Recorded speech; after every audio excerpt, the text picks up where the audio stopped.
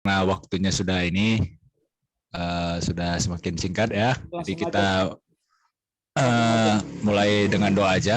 Oke. Oke, kita satukan hati, kita berdoa. Tuhan, kami bersyukur buat waktu yang masih Tuhan berikan dari pagi sampai menjelang siang ini dengan waktu yang berbeda-beda. Tapi kami bersyukur bisa berkumpul sebentar, kami membaca sebagian daripada kebenaran firman Tuhan dan membahasnya, berdiskusi sharing. Tuhan yang sertai, Tuhan yang hadir di dalam pertemuan virtual kami. Berkati teman-teman kami yang mungkin masih sedang sibuk dan akan segera menyusul. Dan Tuhan berikan hikmat, kebijaksanaan daripada Tuhan dari pembahasan kami saat ini. Berkati peralatan yang kami pakai, jaringan, kami serahkan semuanya ke dalam tangan Tuhan. Dalam nama Kristus Yesus kami berdoa dan mengucap syukur. Amin. Oke, jadi kita udah sampai di pembahasan di bab kedua ya.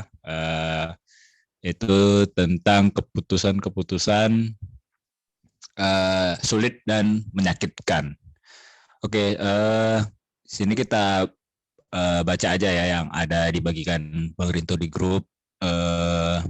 Jadi C.S. Lewis pernah mengatakan, kita jarang meragukan bahwa Allah akan melakukan yang terbaik bagi kita. Yang kita pikirkan seberapa menyakitkan tindakan Allah yang terbaik itu nantinya.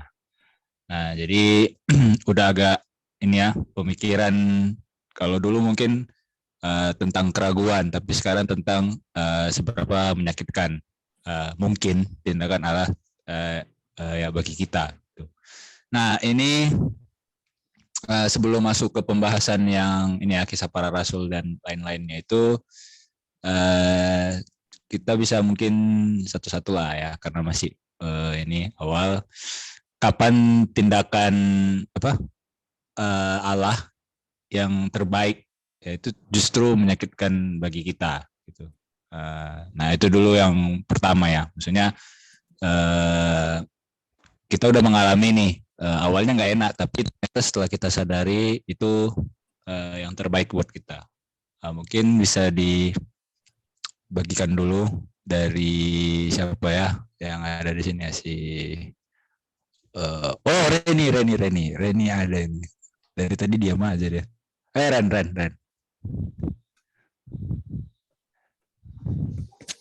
Langsung aja. Langsung aja semua.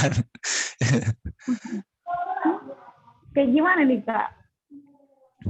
Ya, ceritain lah dari pengalaman hidupmu yang sekian banyak yang mungkin menyakitkan itu, ternyata itu terbaik gitu. Pilih aja salah satu dari sekian banyak pengalaman. Misalnya ya pengalaman ada di ini di Wamena gitu, terasa menyakitkan gitu kan, tapi ternyata itu terbaik ya, siapa tahu gitu kan. Atau ada yang lain? Terlalu banyak, dan yang hal menyakitkan saya sudah lupakan. Ya, tapi yang terbaik maksudnya yang kamu sadari itu ternyata ini terbaik buat saya, maksudnya Tuhan kasih ini itu untuk kebaikan saya, dan ya ternyata situasinya terbaik gitu. Oke, kalau dari saya hal yang menyakitkan, tapi itu yang terbaik ya. Oh iya, saya ingat salah satunya. Pada saat saya belum selesai sih, masih berjuang untuk selesai untuk kuliah waktu itu. Itu masa-masa teman-teman sekelas saya semuanya udah pada selesai proposal, udah pada maju untuk sidang, saya belum ada apa-apa. Dan pada saat itu, dulu nih saya gendut sekali, sama kayak boboho, udah pendek, bontek kayak gitu. Tapi pada saat saya merasa saat itu mentok lah, nggak tahu mau mulai dari mana, mau berpikir kejar teman-teman, tapi saya sudah jauh tertinggal kayak gitu. Di situ saya cuman pikiran, Tapi tidak tahu mau mulai dari mana. Cuma pikiran terus-terusan. Akhirnya saya mulai mengkusut, kurus dengan sendirinya. Tapi pada saat-saat itu ada teman saya, dia orang Manado, namanya Segi. Pada saat itu dia bilang kayak gini.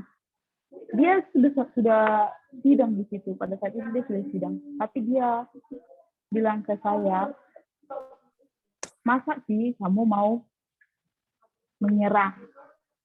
Orang tuamu berjuang untuk kamu. Memang sakit. Kita tertinggal jauh. Tidak ada yang menolong kita.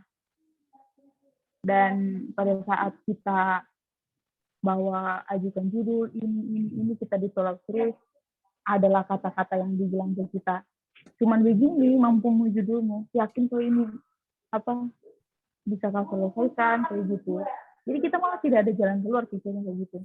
Nah, pada saat teman saya Segi ini menolong saya, dia bilang ke saya, coba kamu buat tentang seperti ini, dan kalau kamu konsultasi tanyakan maunya pembimbingmu seperti apa, dan dia mau bimbing ke kamu kayak gitu. Pada saat saya mau beranikan diri, sebenarnya saya sudah siut atau omongan kayak gitu kan, sebenarnya saya sudah siut. Terus saya bertanya, kalau usul dari Inci bagaimana ya? Saya bilang kayak gitu.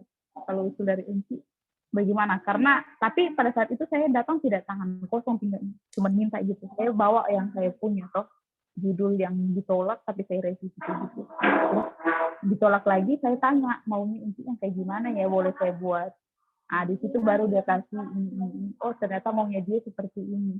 Dan memang jujur yang dia mau itu saya tidak paham sama sekali. Bagaimana lah perasaannya yang orang lain mau dari kita, tapi kita tidak mengerti untuk cara membuat itu kayak gitu. Tapi bersyukur teman saya ini bilang, ikuti saja dulu maunya, pasti ada yang menolong. Dan saya ke pembimbing dua saya bilang, ini bukan bagian dari pembimbing dua, tapi kalau kamu mau belajar boleh. Nah, di situ saya mulai ditolong, dan teman saya yang tadi yang namanya Segi, dia menolong saya, dia selalu bilang, ayo bikin sama-sama, kau bikin proposalmu, nanti saya punya ini, kita belajar sama-sama. Dan saya tipe orang kalau udah sama-sama tidak bakal betul-betul belajar tuh. Itu akan terjadi rumpi no secret di situ. Tapi pada saat itu tidak pernah ada yang terjadi yang saya kerjakan. Kemudian ada satu titik saya berpikir dari omongan adik saya, omongan kakak saya, adik mau kuliah lagi, kau belum selesai, mau tambah berapa beban orang tua, seperti itu. Di situ saya berpikir, oh iya ya, betul ya, kalau tidak bisa membantu orang tua untuk melanjutkan studinya adik, setidaknya mengurangi lah kayak gitu.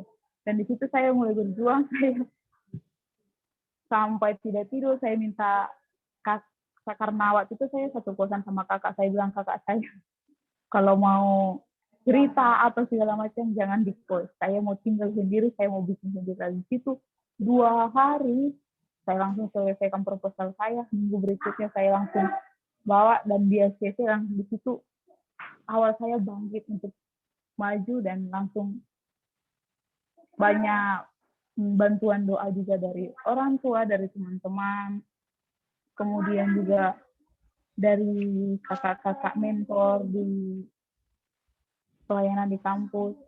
Akhirnya saya boleh menyelesaikannya. Dan sekalipun saya wisudanya tidak ada orang yang melihat saya memang sakit. Tapi aman lah ya, aman semua ya. Aman, itulah memang kalau setiap proses itu sakit, namanya proses yang nggak ada yang menyenangkan. Kalau menyenangkan ya kapan kita mau dewasa gitu. Kira-kira dari pengalaman itu apa pengaruhnya buat Nuren? Ya pengaruhnya buat saya dari omongan setiap orang itu, sekalipun itu omongan negatif, kita cari sisi positifnya supaya kita boleh. Oke, berarti ini ya kita apa? Ren jadi berpikir positif ya, maksudnya dalam segala situasi yang sulit gitu ya. Dari omongan yang negatif itu pasti kita ambil lah sisi positifnya yang dapat membangun kita kayak gitu. Oke, mantap, mantap Ren. Oke, itu dari Reni ya kan. Nah, coba kalau dari si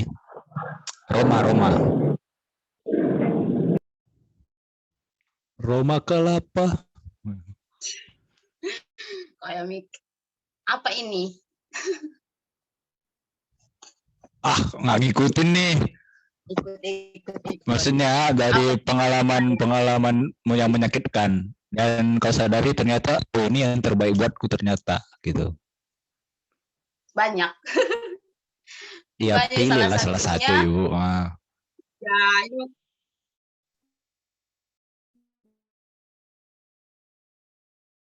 sabar. Apa ya? Sampai sekarang kayaknya salah jurusan. Gini kan, SMP kan aku tuh suka IPA kan. Terus mama aku bilang aku masuk SMK, terus ambil akuntansi kan, udah lari kan. Padahal aku tuh suka IPA, suka fisika sama matematika. Terus waktu aku SMK, terus aku mau ngambil jurusan kuliah itu akuntansi. Terus mama aku bilang aku jadi guru. Dan aku ambil matematika. Udah lari lagi kan. Nah, sekarang aku kerja, ini kan seperti sekarang itu pelayanan. Sama sekali jurusan gitu nggak aku pakai. Nah, jadi setelah aku renung perjalanan ini terus kayak apa semua kayak nggak nyambung gitu kan. Tapi yang ku dapat ya, yang ku petik dari semua itu kayak ada kayak dipetiknya. Aku kayak apa ya, berani kayak benar-benar kayak misalnya dibilang banting setir gitu, mencoba hal-hal yang baru, hal-hal yang kayak lebih berani lah, kayak nggak harus kayak dari dulu sampai sekarang harus sinkron kayak cocok gitu, jadi supir mungkin ya, berani banting setir ya. Apa ya. Cocok jadi supir, berani banting setir. Iya, mungkin Tuhan tahu karakterku kan orangnya kayak. Tapi maksudnya nggak ada yang nyambung. Emang ngajarin matematika sama anak-anak kan bisa tuh. Iya, tapi kan aku di sini kan lebih ke firman Tuhan. Jarang ajarin matematika di sini. Bukan jarang, hampir nggak pernah juga. Karena kan apa? Kalau di sini kan mereka sudah banyak. Jadi aku pikir kalau mereka di sekolah stres dengan pelajaran. Jadi aku lebih ke tentang kayak firman Tuhan, sama kayak zaman-zaman ini aku tanya-tanya gitu, sharing. Buat begitu aja sih, bukan ke pelajaran. Berarti itu pengalaman yang kayak gitu ya, dari semua yang pola-pola hidupmu yang kau lihat itu jadi buatmu berani ya, kayak coba sesuatu ya, kayak kesempatan ada datang samamu terus kau ambil walaupun nggak nyambung gitu, tapi kau ambil gitu. Jadi lebih berani ya. Iya. Iya, betul. Mantap Roma. Semoga kalau pernikahan jangan gitu ya.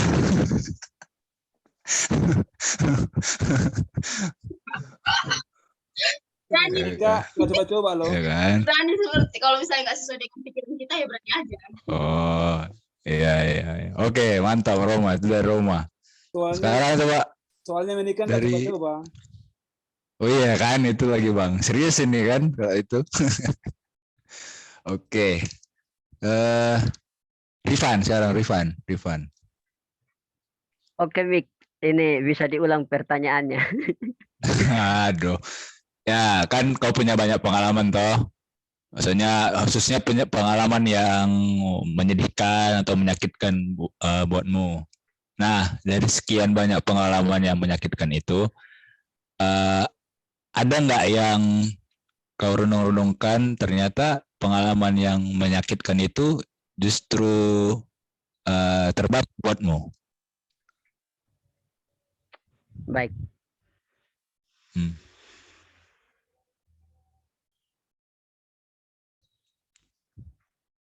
Halo Van, coba ceritain Van.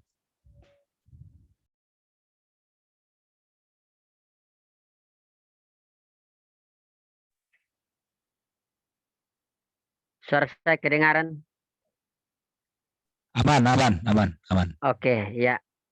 Pengalaman yang menyakitkan, tapi justru pengalaman itu bisa membawa saya ke tempat yang lebih baik, terbaik. Saya pikir Ya. salah satu yang masih saya ingat yaitu yang sekarang terjadi dalam beberapa bulan yang lalu, tahun yang lalu, ketika Tuhan membawa saya untuk bergabung dengan lembaga ini. Kita tahu bahwa berada di lembaga ini kita ada sebagai pribadi yang memberi hidup, bukan mencari hidup. Dan saya sendiri sebagai seorang yang sulung dan punya tanggung jawab untuk adik-adik saya yang selanjutnya, saya berpikir bahwa saya membutuhkan dana yang lumayan yang saya butuhkan untuk bisa membantu kebutuhan adik-adik saya, orang tua saya, dan sebagainya. Dan itu saya merasa sangat sakit ketika saya sudah bergabung di sini, dan bukan bergabung di sini, bukan saya salahkan lembaga ini, tapi ketika saya semakin bergabung dan saya semakin merasakan kebutuhan yang saya butuhkan. Tetapi seiring berjalan waktu, saya ditegur Tuhan bahwa hal itu adalah hal yang salah, motivasi yang sangat salah jika kehidupan saya di bumi ini yang sekarang ini tujuan saya adalah untuk untuk mengumpulkan hal-hal yang duniawi, yaitu mengumpulkan uang, mengumpulkan segala hal demi kebutuhan semata. Karena tujuan yang Tuhan inginkan adalah saya dapat bertumbuh bersama orang-orang lain dan kami saling membangun untuk mengerjakan pekerjaan yang Tuhan inginkan, yaitu memberitakan kabar baik. Dan itu benar-benar membuat saya merasa merdeka dengan hal-hal yang lain, dan pengalaman terbaik yang saya dapatkan dari sakit yang sudah saya rasakan. Mungkin itu saja. Jadi kira-kira pengaruh dari pengalaman itu apa buat Van? Pengaruh dari masalah itu yang membuat saya sekarang yang menjadi baik, yaitu saya tidak menjadi lagi hamba uang, dan fokus saya adalah tentang sungguh-sungguh melayani Tuhan dari segenap hati. Itu saja. Oke, mantap dari Van. Oke, makasih Van.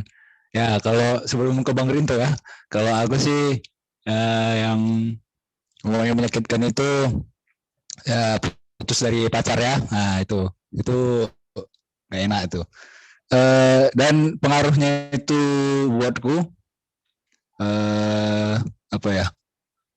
Lebih ke pencarian visi gitu. Artinya tujuan hidup atau goals yang Tuhan buat secara pribadi apa. Itu yang pertama. Yang kedua, lebih mengutamakan doa. Artinya dalam segala situasi ya doa itu penting dan itu bentuk kebersamaan gitu. Dan buat yang buat yang lain lagi lebih jeli dalam teman hidup gitu. Tapi yang paling penting itu pelajarannya buatku jangan dulu pacaran kalau atau ya itu ya destiny-nya itu belum kita yakini itu gitu. Jadi lebih bagus ketemu dulu visinya, barulah cari orang yang bisa ini ya teman hidup lah untuk itu sih. Oke, Bang Rinto, Bang. Itu yang paling menyakitkan apa? Wah, itu menyakitkan Bang. Itu lebih bagus kajian sih, lebih bagus kajian. Oke. Ya, makasih. Ya, lanjut aja ya. Kalau dari saya sih mungkin hampir mirip dengan Ripan, itu hampir berapa puluh tahun lalu ya. 10 tahun lalu mungkin ya. Abang udah 10 tahun ya. 2008 12 tahun ya. Tapi pengalaman itu, perasaan itu awal-awal tidak merasakan seperti perasaan Ripan ya. Tapi abang melihat sekarang bersyukur ya. Artinya kalau masih lihat pemeliharaan Tuhan masih sama keluarga abang masih sehat gitu ya, mereka masih kuat gitu ya, mereka masih diberkati, banyak diberkati gitu ya. Dengan keputusan abang untuk masuk ke pesat, tetap artinya Tuhan tetap pelihara, Tuhan tetap jaga gitu. Artinya Tuhan bertanggung jawab sama keluarga kita. Gitu. Meskipun keputusan kita tetap berada di sini, Tuhan tanggung jawab sama keluarga kita. Itu yang abang dapatkan gitu ya. Jadi enggak tetap komitmen, tetap sungguh-sungguh melayani Tuhan gitu. Mungkin itu Dek. Oke, makasih Bang. Ya itu dari Bang Rinto. Nah kita lanjut ya. Apakah kita ini pernah takut dengan kehendak Allah? Nah, kapan dan kira-kira kenapa? Nah, itu coba dari si Roma lah dulu, Roma.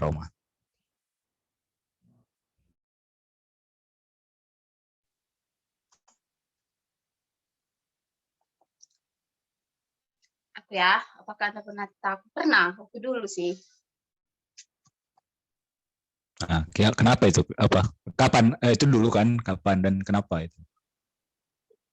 Dulu kan kayak aku pikirkan, kalau kehendak Tuhan itu selalu menyakitkan kan, karena belajar selalu kan dulu firman Tuhan itu kalau Tuhan itu menyakitkan kayak gitu kan.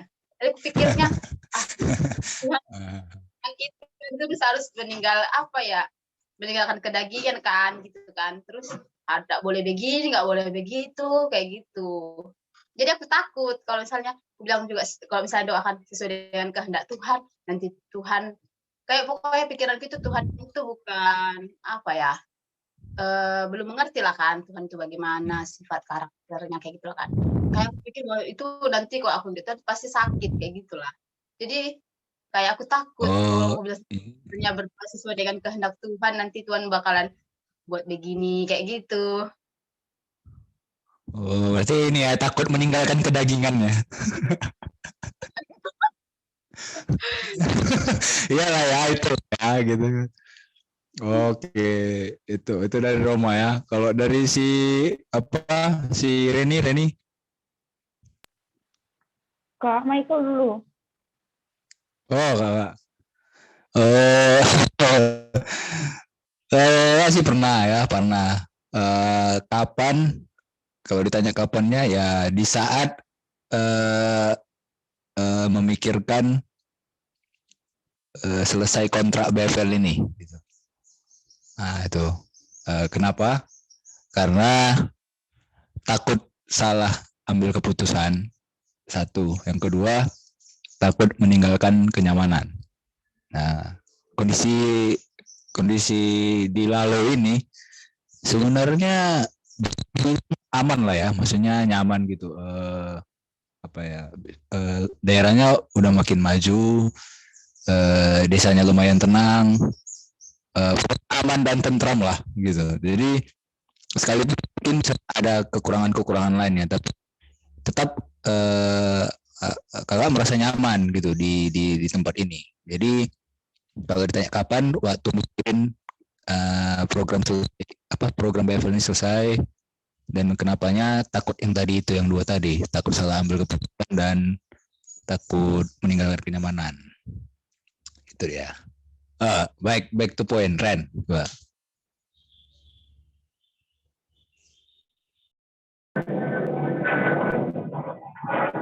Pertanyaannya ya, apakah Anda pernah takut dengan kehendak Allah? Kapan dan kenapa? Aku akan jelaskan. Pernahkah Anda takut dengan kehendak Allah? Pernah. Kapan? Bulan Februari lalu.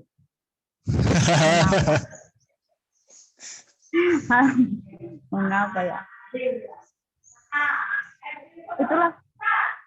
Apa itu yang nggak ada itu? Karena tim bukan.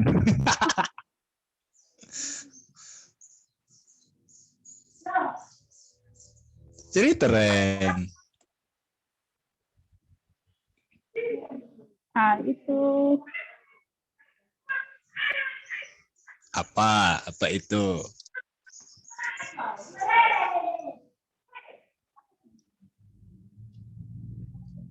Ya pastinya kembali ke masa-masa yang kalau dibilang mau diproses, tapi kita nggak mau diproses. Itu takut pada saat ambil keputusan mutasi dari sana nih, saya takut pernah menimah beta bilang gini, saya rencana waktu itu pergi ke sana itu mau cerita, dan bahkan belum saya mulai cerita aja ibu guru ini udah langsung bilang ke saya, pokoknya kita waktu itu ada di situ orang-orang ada di situ kakak-kakak berkantor. Belum saya sempat cerita apa-apa, tiba-tiba pembicaraan mereka udah sampai ke menjurus, kena ke aku di situ, langsung bilang kayak gini, ingat kalau kamu di satu tempat itu kamu belum selesaikan, terus kamu pindah ke tempat lain, yang tadinya contohnya udah 3/4 kayak gitu, nanti kamu diulang lagi dari awal di sana kayak gitu. Sempat saya takut, dan sampai sekarang sih rasa takut itu masih ada, tapi saya coba melawan rasa takut itu dengan ini keputusan saya harus terima apa yang menjadi resiko untuk keputusan saya itu, apapun kesulitan yang saya alami harus terima, saya tidak boleh mengeluh, saya ambil keputusan di sini kayak gitu. Dan memang kalau dibilang di Wamena kan saya itu mengajar SMP SMA yang masih memang basic saya untuk mengajar di sekolah gitu, jadi masih memang udah ada pengalaman juga mengajar untuk anak SMP SMA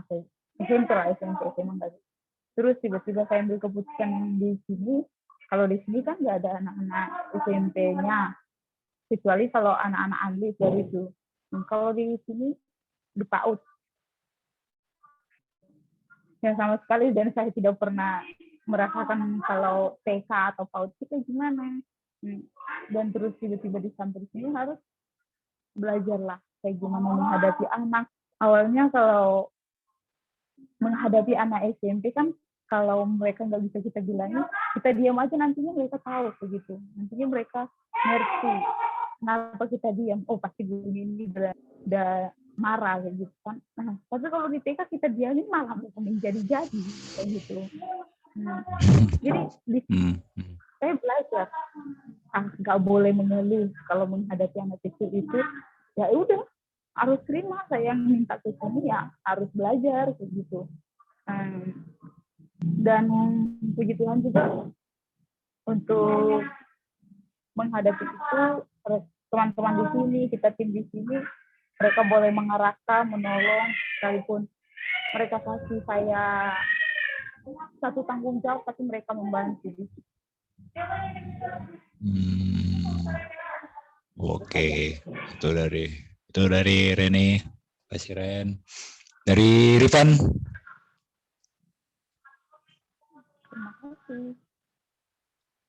Terima kasih. Baik, kalau dari saya, apakah Anda pernah takut dengan kehendak Allah? Ya, sampai hari ini saya masih takut. Kenapa ya itu? Kapan dan mengapa? Kapannya sekarang. Karena mengapa? Karena saya merasa bahwa sekarang Tuhan ya memberikan suatu tanggung jawab kepada saya untuk mengerjakan apa yang harus dikerjakan. Kita semua tahu apa pekerjaan kita sekarang, dan jujur sampai hari ini saya masih kurang sekali dalam berbicara, cara berbicara yang benar dan sebagainya, dan itu membuat saya takut sekali ketika saya disuruh untuk berbicara di depan atau sesi-sesi sesuatu dengan para murid, para orang tua, dan ketika ditunjuk untuk jadi pembicara, itu timbul ketakutan yang luar biasa. Ketakutannya yaitu tadi, saya takut pembicaraan saya salah dan orang-orang salah memahami dan akan berpikir yang lain. Dan itu yang saya takutkan sekarang, itu saja. Oh, berarti lebih ke ini ya, orang jadi mikir yang salah tentang dirimu ya?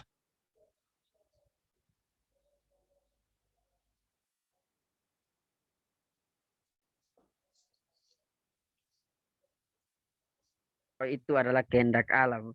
Tetapi saya jujur bahwa saya kurang bagus dalam linguistik dan itu yang paling saya takutkan. Mungkin itu saja.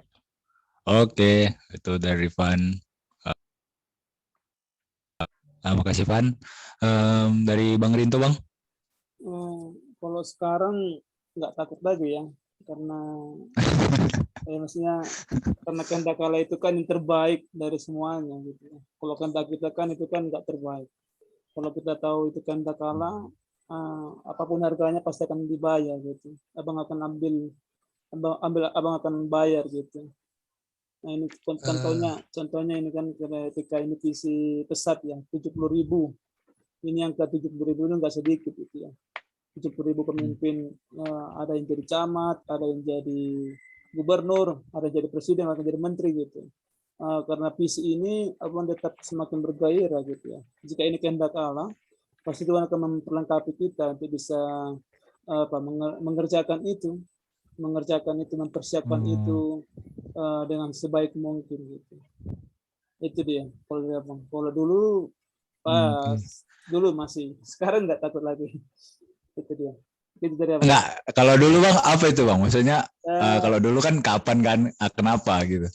Kalau dulu ya apa juga ya, kalau dulu yang linguistik abang juga mirip juga dengan Ripan juga dulu takut ya, takut bicara depan umum. Kalau di depan umum ngomong langsung keringat dingin gitu, apalagi kalau ada tugas kuliah gitu.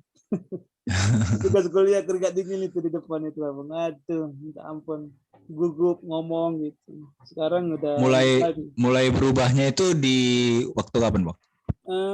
Terus berlatih, mulai berubahnya nggak ada kita tahu karena itu progresif. Dia nggak langsung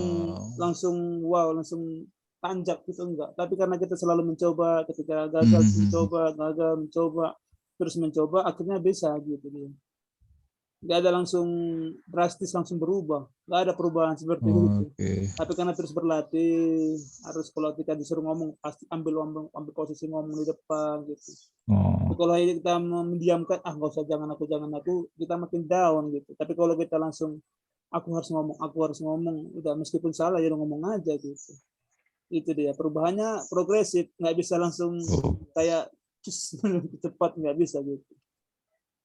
Itu masih belajar juga kita. Artinya balik pada proses Bang ya? Iya, prosesnya, ada proses. Oke Bang. Oke, mantap dari Bang Rinto.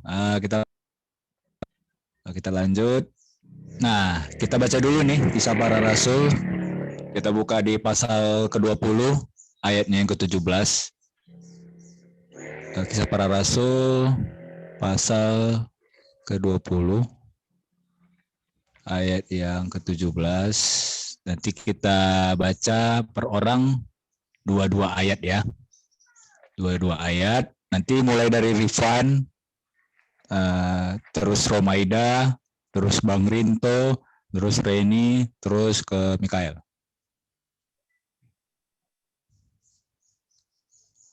Oke, kalau sudah dapat, Rifan boleh baca dulu. Nanti dari Kisah Para Rasul 20 ayat 17 sampai ini ya, sampai di Kisah Para Rasul 21 ayatnya yang ke-14. Jadi ya. Oke, Rifan. Saya akan membacakan untuk kita dari Kisah Para Rasul pasal 20 ayatnya yang ke-17.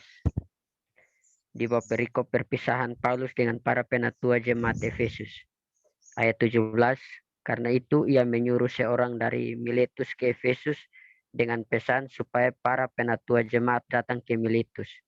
Sesudah mereka datang, berkatalah ia kepada mereka, kamu tahu bagaimana aku hidup di antara kamu sejak hari pertama aku tiba di Asia ini. Roma.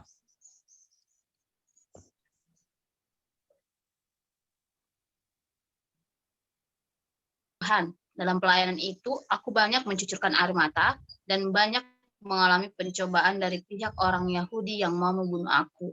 Sesungguh pun demikian, aku tidak pernah melalaikan apa yang berguna bagi kamu. Semua kuberitakan dan kuajarkan kepada kamu. baik di muka umum maupun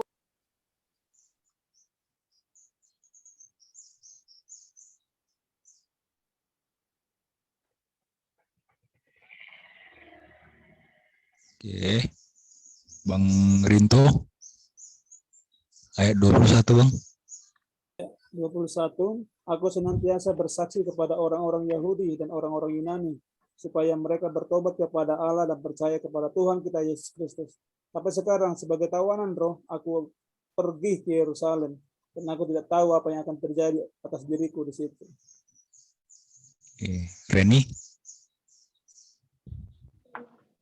Selain daripada yang dinyatakan Roh Kudus dari kota ke kota kepadaku, bahwa penjara dan sengsara menunggu aku. Tetapi aku tidak menghiraukan nyawaku sedikit pun. Asal saja aku dapat mencapai garis akhir dan menyelesaikan pelayanan yang ditugaskan oleh Tuhan Yesus kepadaku untuk memberi kesaksian tentang Injil kasih karunia Allah. Dan sekarang aku tahu bahwa kamu tidak akan melihat mukaku lagi. Kamu sekalian yang telah kukunjungi untuk memberitakan kerajaan Allah. Sebab itu, pada hari ini, aku bersaksi kepadamu bahwa aku bersih, tidak bersalah terhadap siapapun yang akan binasa. Rifan. Sebab aku tidak lalai memberitakan seluruh maksud Allah kepadamu, karena itu jagalah dirimu dan jagalah seluruh kawanan, karena kamulah yang ditetapkan Roh Kudus menjadi penilik untuk mengembalakan jemaat Allah yang diperolehnya dengan darahnya sendiri, darah anaknya sendiri. Aku tahu bahwa sesudah aku pergi, serigala yang ganas akan masuk ke tengah-tengah kamu dan tidak akan menyayangkan kamu itu. Bahkan dari antara kamu sendiri akan muncul beberapa orang yang dengan ajaran palsu mereka berusaha menarik murid-murid dari jalan yang benar dan supaya mengikut mereka. Sebab itu berjaga-jagalah dan ingatlah bahwa aku 3 tahun lamanya siang malam dengan tiada berhenti-hentinya menasehati kamu masing-masing dengan mencucurkan air mata. Dan sekarang aku menyerahkan kamu kepada Tuhan dan kepada firman kasih karunia-Nya yang berkuasa membangun kamu dan menganugerahkan kepada kamu bagian yang ditentukan bagi semua orang yang telah dikuduskannya.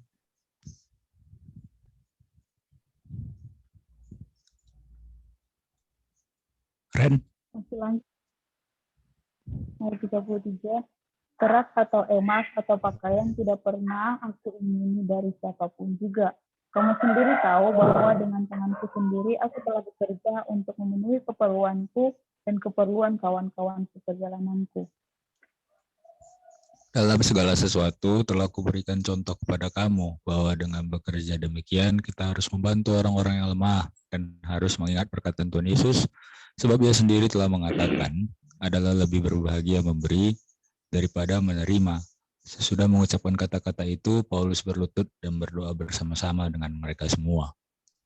Maka menangislah mereka semua tersedu-sedu, dan sambil memeluk Paulus, mereka berulang-ulang mencium dia. Mereka sangat berduka cita, terlebih-lebih karena ia katakan bahwa mereka tidak akan melihat mukanya lagi. Lalu mereka mengantar dia ke kapal. Pasal 21, Paulus di Tirus dan di Kaisarea. Sesudah perpisahan yang berat itu, bertolaklah kami dan langsung berlayar menuju Kos. Keesokan harinya sampailah kami di Rodos, dan dari situ kami ke Patara.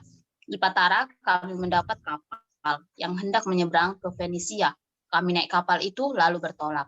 Kemudian tampak Siprus di sebelah kiri, tetapi kami melewatinya dan menuju ke Syria. Akhirnya tibalah kami di Tirus sebab muatan kapal harus dibongkar di kota itu. Di situ kami mengunjungi murid-murid dan tinggal 7 hari lamanya. Oleh bisikan roh, murid-murid itu menasihati Paulus supaya ia jangan pergi ke Yerusalem.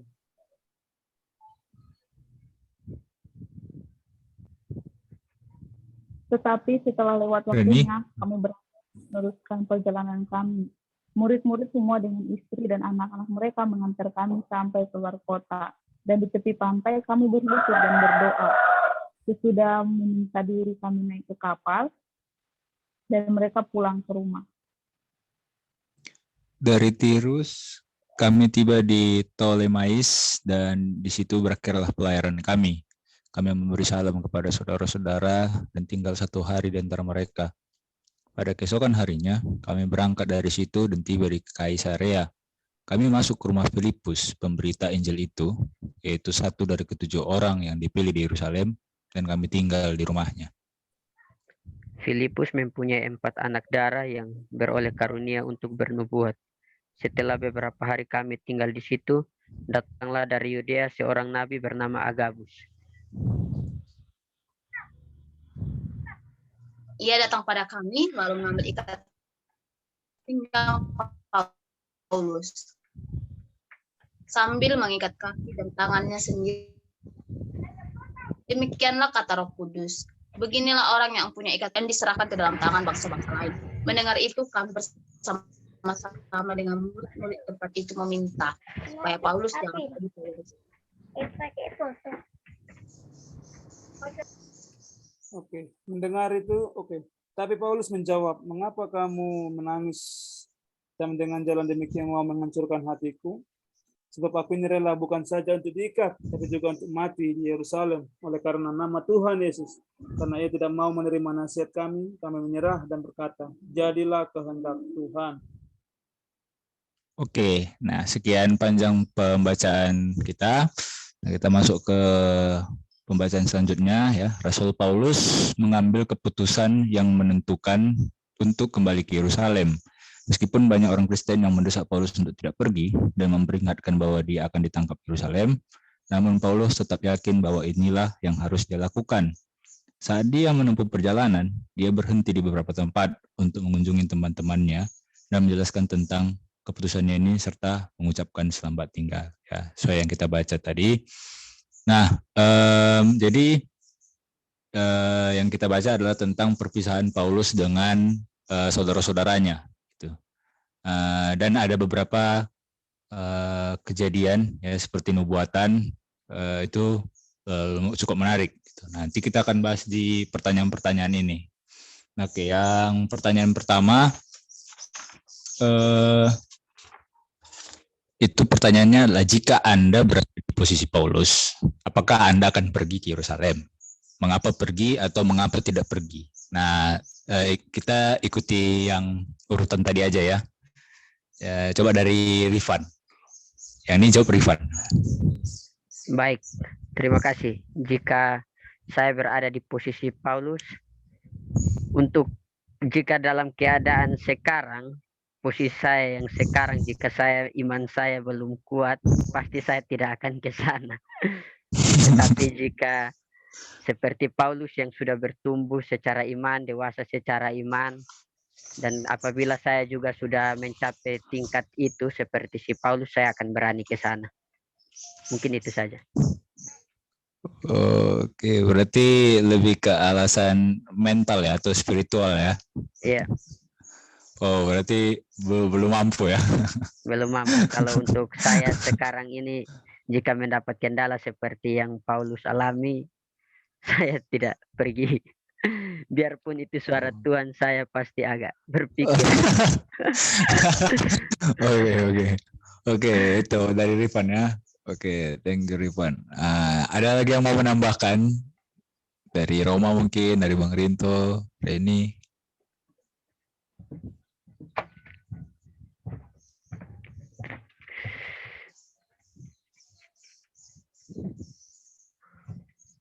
Dari Reni lah coba, dari Reni dulu kalau nggak dari Reni.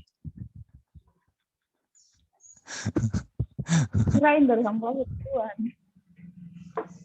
Apa? Dari hambanya.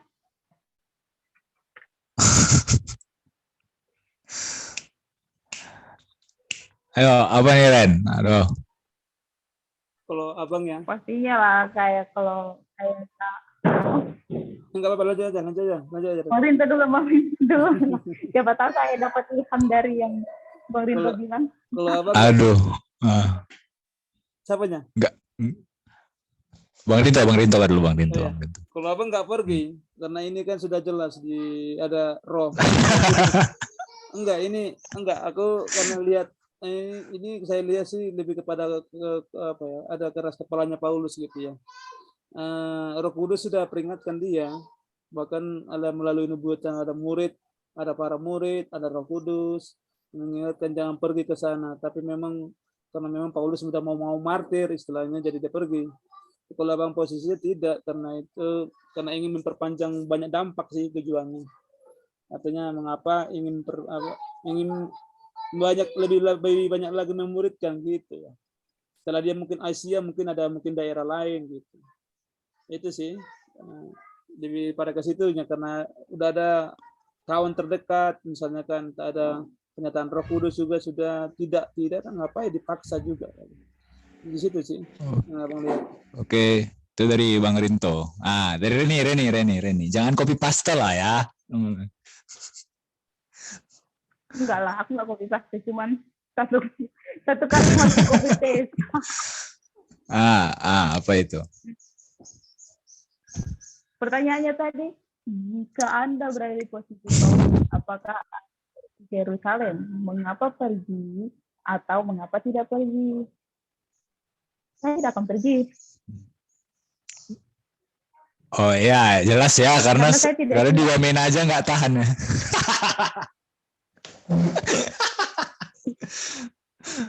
Oke. Lanjut. Udah itu aja, Kak. Mengapa tidak pergi, Ren? Mengapa tidak pergi? Mengapa tidak pergi? Enggak berandai-andai kan jadi Paulus.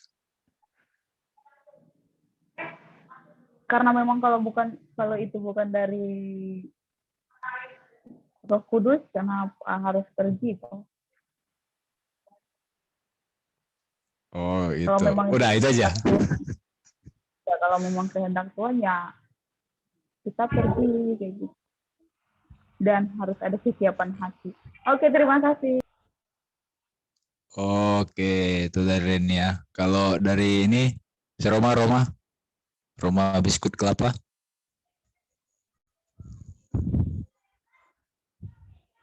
Nomor 1. Ngasih nomor 1. Iya Roma. Aduh, makanya jangan makan biskuit lah. Kalau aku di posisi Paulus, iya ya. Apa ya? Pergi sih. Udah pasti nggak pergi dia. Pergi. Aduh. Karena pergi. Ya, kenapa Rom? Ya kan, apa ya? Gimana? Udah nggak tahan lagi kalau di dunia ini, Rom. Tuhan ke sana, gitu loh. Oh, berarti karena Tuhan yang suruh makanya pergi ya. Mungkin.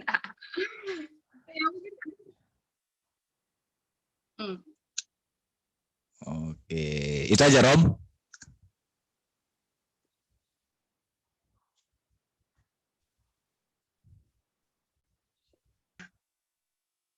Oke, itu aja dari Roma. Oke ya, kita ingat dulu jawabannya untuk nomor 1-nya sambil kita lanjut ke pertanyaan berikutnya. Nah, bagi Paulus ya, hal apa saja yang terlibat dalam keputusannya untuk pergi ke Yerusalem? Ini yang jawab si Roma biskuit kelapa. Hal apa saja yang melibatkan keputusan Paulus? Pertama pastinya kan dirinya sendiri. Baru yang kedua itu jemaat Paulus. Jemaat Paulus lagi jemaat di Efesus kan di situ kan dia jadi gembala di sana kan. Kayak ibaratkan dia bentuk gereja, dia jadi gembalanya. Terus mereka juga sudah menerima dia dengan sangat baik. Jadi jemaat yang bertumbuh juga kan. Senanglah dia di sana gitu. Dibandingkan kalau dibayangkannya orang ini yang kayak sangat menolak Kristus gitu kan, pasti lebih berat tantangannya. Terus yang ketiga nubuatan Nabi itu yang datang kan, yang tiba-tiba datang untuk ambil ikat pinggangnya terus mengikat tangan dan kakinya gitu kan. Itu aja kayak sebenarnya sudah jadi gambaran untuk dia supaya kalau dia di sana nanti dia akan menderita itu sih dari aku. Berarti apa tadi ya, yang nubuatan jemaat dengan dirinya sendiri ya. Oke, itu dari Roma. Makasih Roma. Yang lain ada yang mau menambahkan? dari Rifan, dari Reni, Bang Rinto. Mungkin dari Abang Sikit ya. Di ayat 16 ya. Nah, di ayat 16 itu dikatakan Paulus telah memutuskan. Bisa perasa 20 ayat 16 ya. 20:16 Paulus telah memutuskan tidak singgah di Efesus supaya jangan habis waktunya di Asia sebab ia buru-buru agar jika mungkin ia telah berada di Yerusalem pada hari raya Pentakosta. Jadi dia sudah punya keputusan itu. Dia sudah putuskan sendiri. Dia harus mau berangkat ke sini sebelum ini. Dia sudah sampai di Yerusalem sebelum ini. Artinya dia sudah punya tekad, tekad bulat apapun yang terjadi. Dia sudah harus berada di daerah itu sebelum ini. Itu keputusannya. Jadi tekadnya sudah bulat. Jadi nggak meskipun banyak yang mengombang-ambingkan, bahkan sekalipun itu Roh Kudus mengombang-ambingkan, dia tekadnya bulat. Jadi dia tetap memutuskan ke sana. Itu dia. Oke, berarti hal apa saja yang terlibat itu kebulatan tekad Paulus, Bang ya. Oke, itu dari Bang Rinto. Kasih Bang. Ada yang dari yang lain, dari Reni, dari Rifan? Saya pas, Kak. Pas. Kalau Rifan?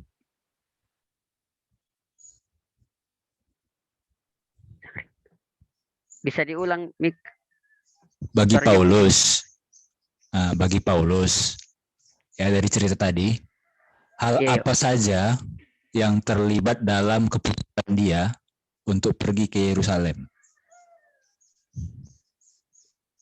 Mungkin Dilanjutkan ke Romaida dulu. Oh, udah tadi. Oke, berarti dari Rifan pas ya? Pas. Oke. Nah, kalau aku sih menambahkan sedikit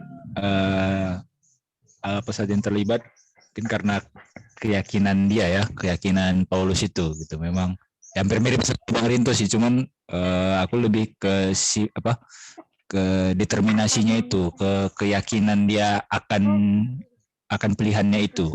Gitu. Oke, kita lanjut ya.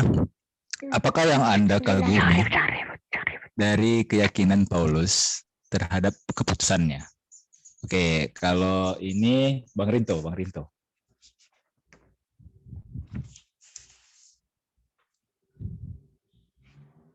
Apakah yang Anda kagumi dari keyakinan Paulus terhadap yang Abang kagumi, dia tahu konsekuensinya dan siap menerima konsekuensinya atas keputusannya. Itu yang pertama. Dia sudah putuskan, keputusannya itu bulat dan dia bertekad dan dia tahu konsekuensinya, dia ambil konsekuensinya. Dia berani memutuskan sesuatu, meskipun itu berakibat akan nyawanya melayang atau dia sudah tahu itu risikonya, tapi dia tetap ambil jalan itu. Kagum. Seperti itu keputusannya. Ya kalau gitu. Berarti dengan kata lain ini ya Bang ya, berani dengan konsisten ya? Iya, berani konsisten. Oke, itu dari Bang Rinto. Ada yang mau menambahkan yang lain? Dari Roma, Reni, Rifan.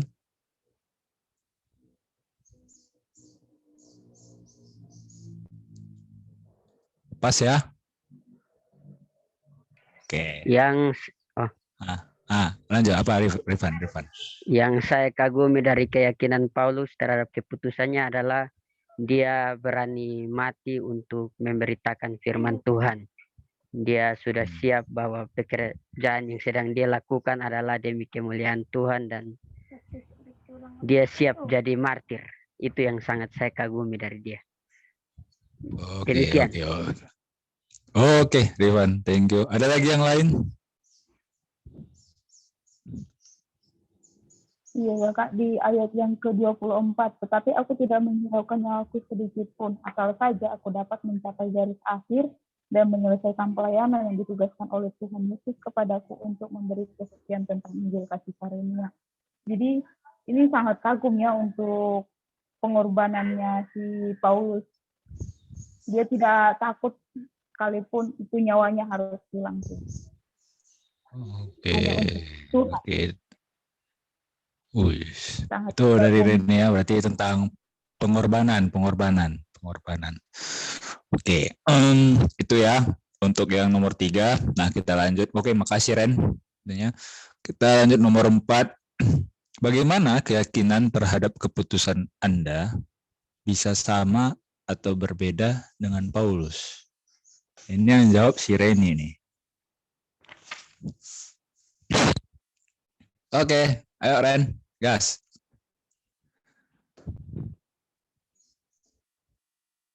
Pasti dia bingung ini, maksudnya gimana ini? Bang Rinto, gimana nih Bang maksudnya Bang? Iya, bagaimana keyakinan terhadap keputusan Anda bisa sama atau beda dengan Paulus? Beda lah ya, beda. Masalahnya dia bilang bagaimana keyakinan terhadap keputusan Anda bisa sama atau berbeda dengan Paulus. Dia nggak nanya apa, dia nanya bagaimana ini.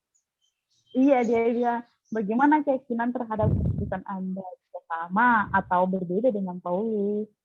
Keyakinan saya ya berbeda dengan Paulus. Karena Paulus dia masih. Oke, kita serahkan pertanyaan ini. Tuh ya, Bang Rinto dulu Bang, kasih contoh Bang. Artinya kan Paulus kan ini kan ada dua ini sebenarnya. Paulus antara keputusan pribadi Paulus sama keputusan Roh Kudus gitu dia. Saya sih lebih menilai itu. Dia sih pribadinya sudah komitmen kuat untuk bisa mengambil jalan. Maka tadi saya bilang tadi meskipun itu berbeda dengan suara Roh Kudus gitu dia.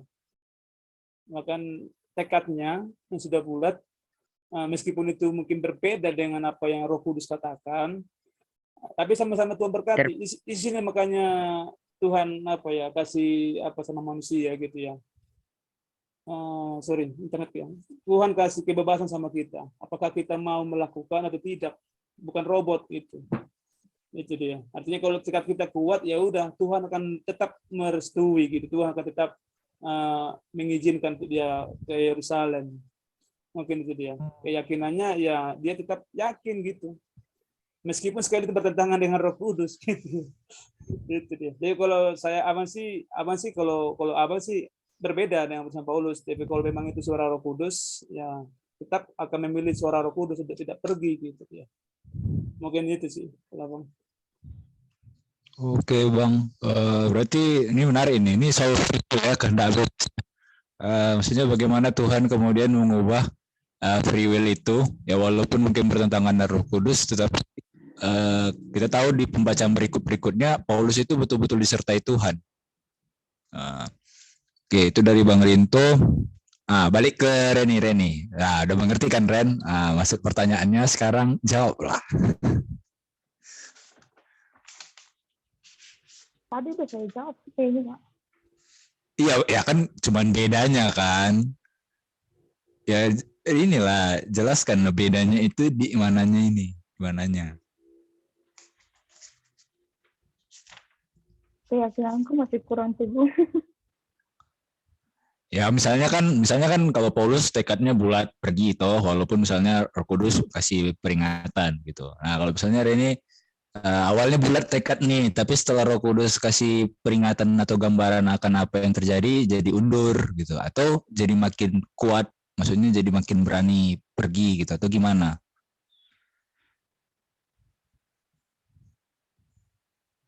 Kalau aku bilang mungkin berani pergi, tapi aku undur ya gimana? Memang berlawanan sih yang nyatanya. Oh berarti labil ya. Ya, betul.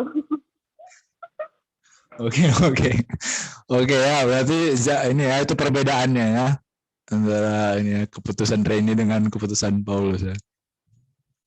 Oke. Nah coba dari yang lain lah dulu, entah dari Rifan, Roma.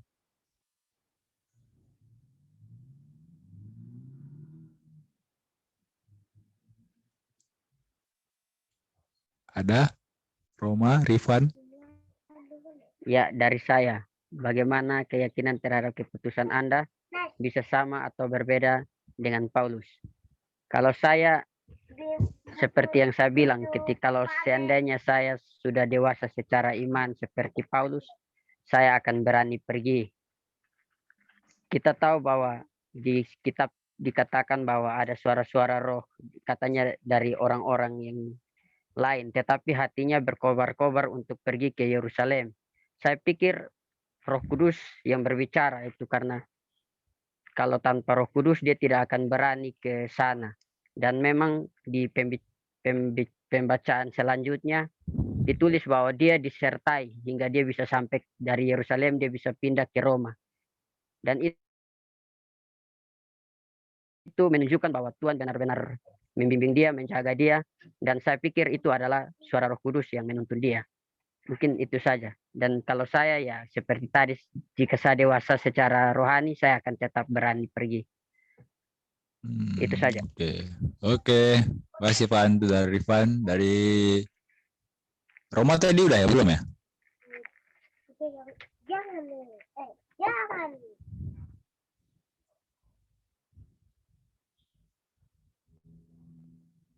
Oke. Roma, udah ada? Pas. Oh, pas. Oke.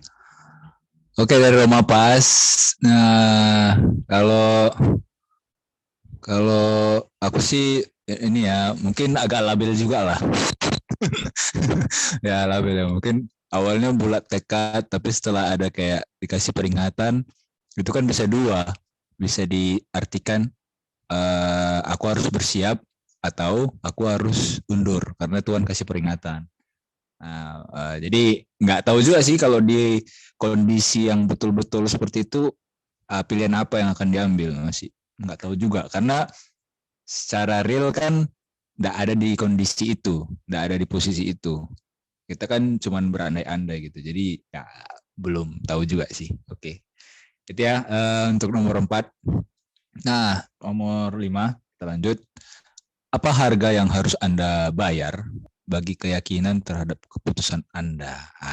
Ini lumayan enak nih. Oke, ini yang jawab ya. Ini yang jawab aku sendiri ya.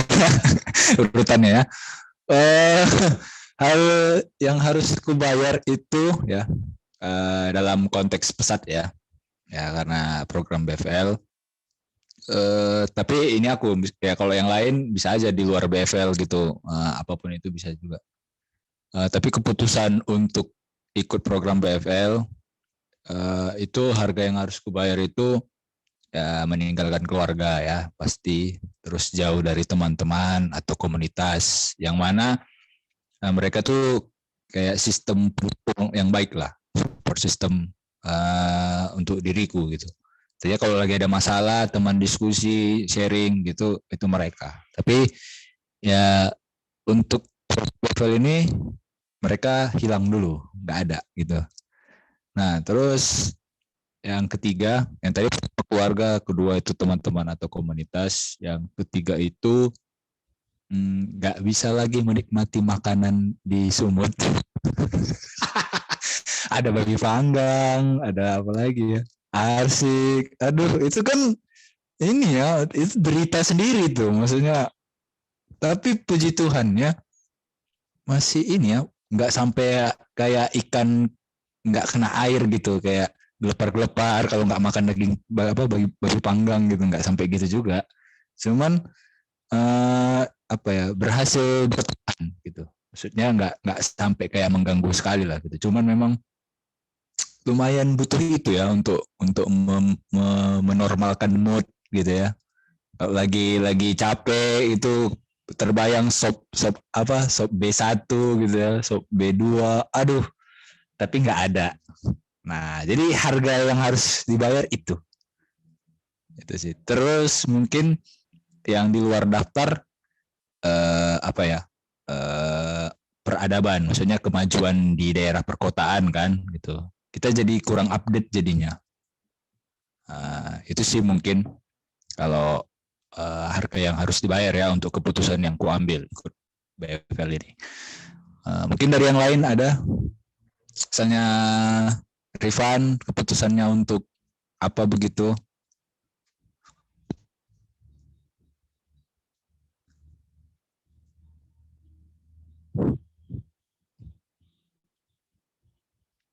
Ada? Rifan? Dada? Dari Reni? Pas. Dari Reni? Saya harga yang harus saya bayar untuk keputusan yang saya ambil ini Iya. waktu.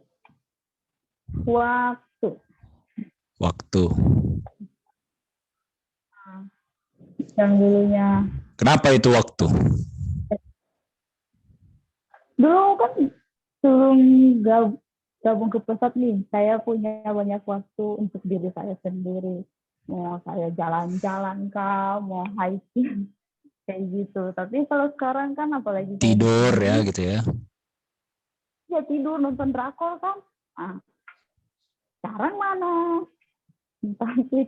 Kalau di sini nih kita jadwalnya full terus padat untuk pelayanan selesai PAUD jam 1-nya atau jam 2 kita TPBS, kemudian setiap hari lah ada kayak gitunya. Terus itulah berkorban waktu istirahat kita berkurang, waktu untuk me time berkurang, kemudian juga keluarga. Itu keluarga. Kalau libur kemarin keluarga pada ngumpul, apalah saya dari via telepon aja jadinya nyangkut nggak lihat jadinya ketinggalan berbagai macam momen. Itulah harga yang harus saya bayar. Itu saja dan mohon maaf. Berarti Saya boleh apa? Mau ke PBS kan. Oh, pamit duluan, pamit. Oh, pamit undur diri. Pamit undur diri. Oh, bersama kru yang bertugas enggak? Oke. Diizinin Bang ya. Diizinin Bang Rinto ya. Oke, Ren, makasih banyak buat sharing-sharingnya. Tuhan berkati, semangat. Thank you, Ren. Kirim salam sama kawan-kawan di sana. Terima kasih. Oke, Ren. Shalom. Lanjut, Dek. Oke, kita lanjut ya. Mungkin bisa dipercepat. Dari Bang Rinto mungkin? Dek. Mungkin 1 atau 2 aja. Kita bisa cepat. Oke, Bang. Oke, nggak ada lagi yang di sini, pas ya. Oke. Jika Allah menginginkan Paulus pergi ke Yerusalem, mengapa Roh Kudus memberi begitu banyak peringatan untuk tidak pergi? Dari siapa yang mau berbagi?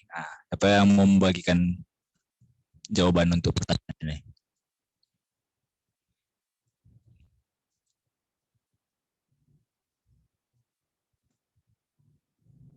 Rifan, Roma? Mungkin masih gede. Ya, Bang. Mungkin kalau saya sih lebih melihat pertama sebenarnya ada dampak yang lebih besar lagi ya. Seharusnya jika meskipun nggak harus ke Yerusalem, dia bisa mungkin ke daerah lain untuk bisa memberkati daerah lain. Selain Asia, ada banyak kan daerah-daerah lain juga yang memberitakan Injil juga. Tapi karena komitmennya di Asia, ya udah cukup itu. Yang kedua, lebih kepada pemurnian ya. Apakah ini betul-betul tekadnya Paulus bulat? Jadi Roh Kudus kayaknya mau memurnikan tekadnya gitu ya. Ya kalau sudah bulat, ya udah lanjut aja ke Yerusalem gitu. Jadi kepada pemurnian tekadnya supaya dia murni, putusannya bulat gitu. Jadi kayak semacam pemurnian yang akan dilakukan Roh Kudus sama dia gitu. Atas keputusannya untuk pergi ke Yerusalem. Mungkin dari 2. Oke, itu dari Bang Rinto. Nah, kalau dariku, aku awalnya melihat ini seperti ada yang salah di pertanyaannya gitu, karena aku meyakini Paulus itu pergi dan Tuhan sertai gitu. Bahwasannya dia dapat nubuatan itu tergantung cara jemaat itu menyikapi gitu. Jadi pertanyaan yang lebih tepat kalau menurutku, jika Allah mengingatkan Paulus pergi ke Yerusalem, mengapa Roh Kudus memberi begitu banyak peringatan? Nah, kalau kita baca di Kisah Rasul 21 ayat 4, dengan kisah 11 sampai 12. Aku sih kesannya gini, Roh Kudus itu nggak ada melarang atau bahkan menghalangi Paulus untuk pergi. Tuhan hanya memberikan gambaran, visualisasi akan apa yang mungkin terjadi, bukan akan apa yang mungkin, apa yang pasti terjadi sama si Paulus ke depannya. Gitu. Nah, kalau di murid-murid di Tirus itu mereka oleh bisikan roh, ya kan? Mereka murid-murid itu menasih Paulus supaya jangan pergi ke Yerusalem. Nah, kalau kita baca yang di 11 dengan 12, yang di 14 itu, di situ ada Agabus, gitu. Diambil ikat pinggang Paulus, baru bilang dia bilang apa yang akan terjadi. Nah, di 12 mendengar itu, kami bersama dengan murid-murid meminta supaya Paulus jangan pergi. Nah, jadi yang kupahami, Roh Kudus memberikan gambaran, tapi beda sikap, beda tanggapan. Murid-murid di Tirus dengan murid-murid di Kaisarea, setelah mendapat bisikan roh dengan nubuatan roh itu, menyuruh Paulus supaya jangan pergi. Nah, tapi si Agabus, ya nabi ini, jadi pakai Tuhan dikasih nubuatan, dia cuma menyampaikan, dia nggak bilang apa-apa. Dia bersikap netral di situ. Dia menyerahkan kembali sepenuhnya kepada si Paulus. Kalau Paulus ingin pergi, silakan pergi. Tapi kalau enggak, itu keputusannya juga. Nah, aku sih lebih melihat peringatan yang dikatakan ya. Kalau aku sih lebih bilangnya penglihatan atau nubuatan itu lebih membuat si Paulus lebih bersiap diri gitu, mempersiapkan dirinya. Gitu. Sama seperti kalau aku lihat ini sama seperti pola di mana Petrus pernah bilang ke Tuhan Yesus, Tuhan Yesus maunya janganlah sampai engkau disalibkan, janganlah sampai engkau mengalami penderitaan itu. Tapi kemudian Tuhan Yesus bilang, nyahlah kau iblis, katanya. Dia bukan bilang Petrus, tapi iblis. Gitu. Jadi yang gue pahami itu juga terjadi sama si Paulus. Cuman Paulus nggak bilang iblis ke jemaat. Dia bilang, mengapa kamu menghancurkan hatiku, katanya. Nah, jadi polanya sama gitu. Nah, jadi aku sih kesimpulannya sebenarnya Roh Kudus itu nggak pernah bilang supaya Petrus jangan pergi atau bahkan menghalangi, tapi memberikan itu supaya semakin bersiap atau memantapkan diri dan berserah kepada Tuhan. Lebih ke situ sih. Gitu. Jadi yang kudapat juga dari pembacaan ini ada murid-murid di Tirus dengan Agabus itu kesamaannya sama-sama dipakai Tuhan, tapi beda tanggap. Yang satu mengarahkan Paulus untuk tidak bersikap netral. Kalau si Agabus itu menyampaikan aja, dia netral aja. Keputusan tetap ada di tiap orang, seperti yang Bang Ringo bilang tadi, itu kan bebas. Tapi apapun itu, asal demi nama Kristus, Tuhan tetap serta itu. Itu sih kalau dariku. Yang lain mungkin ada? Pas? Kalau aku hampir sama sih, cuman kan yang aku di sini aku buat Tuhan itu sayang sama Paulus. Kan misalnya seorang guru, kan Paulus ini kan kayak mau menghadapi ujian kan. Jadi kalau seorang guru sayang sama anak-anaknya pasti belum ujian dia kasih kisi-kisi dulu kan. Jadi Tuhan itu kayak mau kasih Paulus kisi-kisi ya. Supaya dia kayak Mikael bilang sama Bang Rinto bilang bisa persiapan diri, tahu gitu. Kayak Tuhan sudah kasih ini loh yang akan terjadi gitu. Jadi dia bisa bersiap sama bisa lebih matang lagi gitu.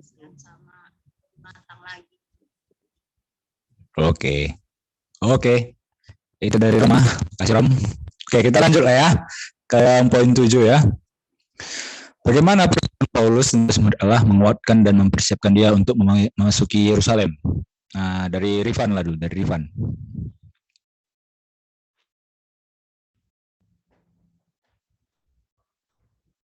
Saya pas dulu. Oke, pas. Roma.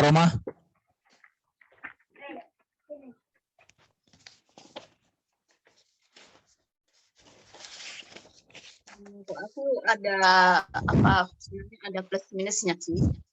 Cuman kan ada yang misalnya tadi kan ada yang mendukung dia untuk pergi, kan ada yang tidak mendukung. Tuh. Tapi di sini kayak mempersiapkan dia untuk masukin membuat dia semakin apakah keinginan untuk ke sana itu apakah benar-benar bersih karena tekadnya atau dia bukan itu kayak membuktikan semakin cintakah dia sama Tuhan atau tidak kayak gitu. Oke ya. Oke, itu dari Roma. Oke, ada lagi yang mau menambahkan?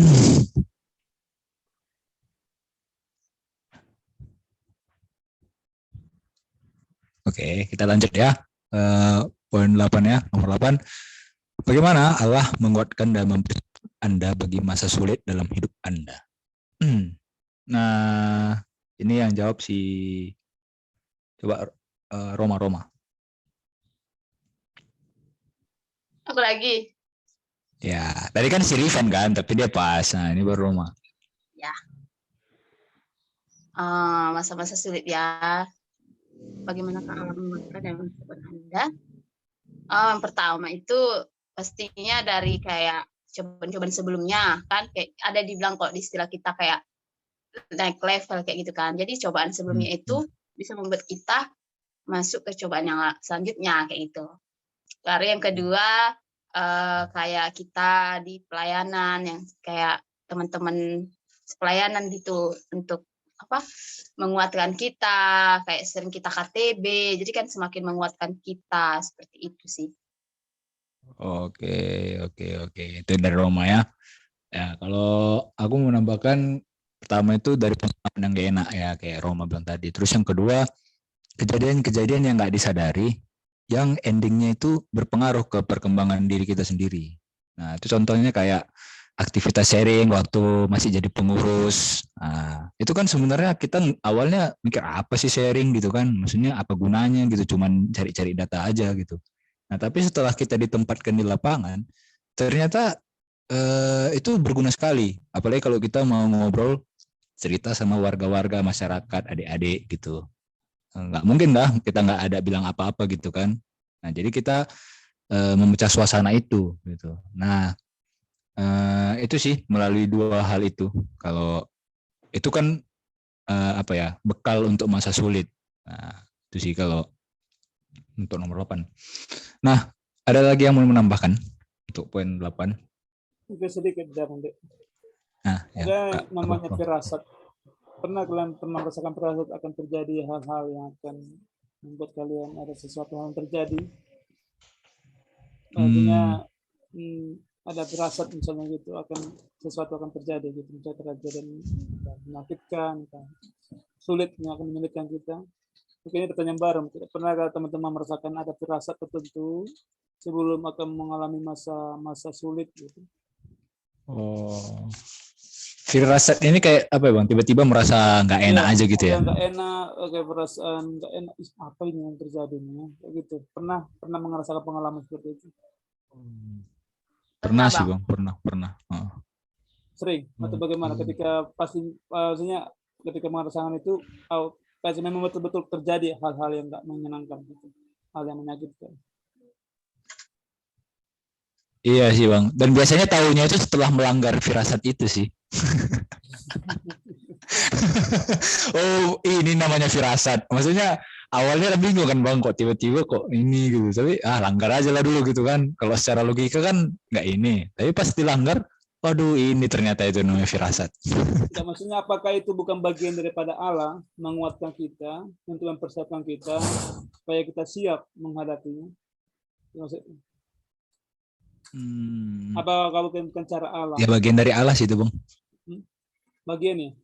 Atau itu bagian dari mana gitu? Mungkin intuisi aja atau bagaimana kira-kira?